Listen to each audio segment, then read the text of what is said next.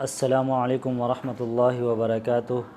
مدرسۃ الصفا للدعوہ والتعلیم للبنات کے زیر اہتمام ہر ماہ خواتین کے لیے ماہانہ تربیتی و اصلاحی پروگرام کا انعقاد کیا جاتا ہے، اور آج اسی سلسلے کو برقرار رکھتے ہوئے اس ماہ کے پہلے ہفتے میں ماہانہ تربیتی و اصلاحی پروگرام کا انعقاد کیا گیا ہے۔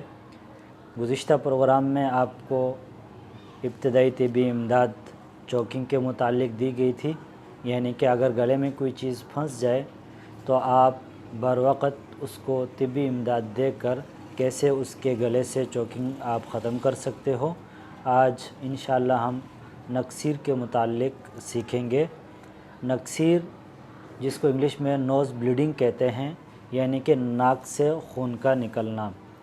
تو سب سے پہلے یہ سمجھ لیجئے کہ ناک سے جو خون نکلتا ہے وہ کن وجوہات کی وجہ سے خون نکلتا ہے۔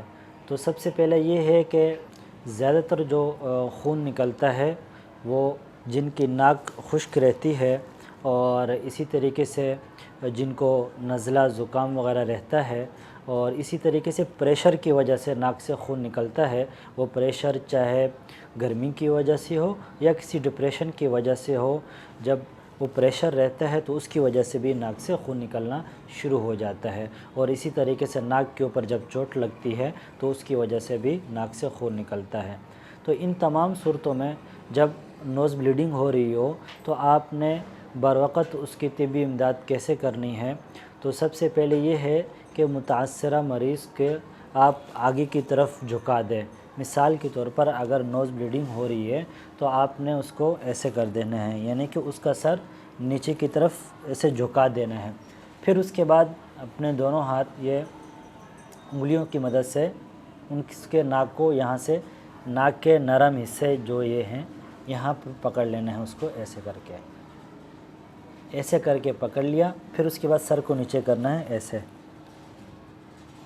میکسیمم کم سے کم 8 سے 10 منٹ تک آپ ناک کو اسی طریقے سے دبائے رکھیں اور منہ سے سانس لیتے رہیں۔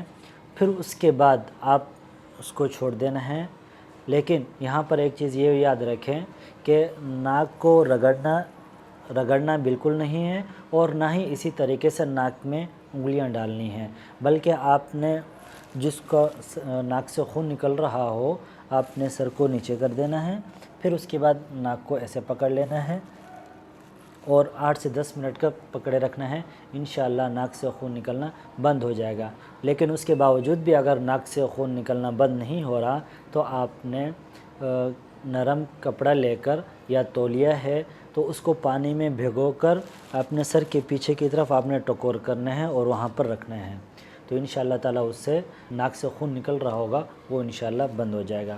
اور اگر بالفرض ان تمام صورتوں میں ناک سے خون نکلنا بند نہیں ہوا تو آپ قریبی ڈاکٹر سے رجوع کریں۔ جزاک اللہ۔ السلام علیکم ورحمۃ اللہ وبرکاتہ۔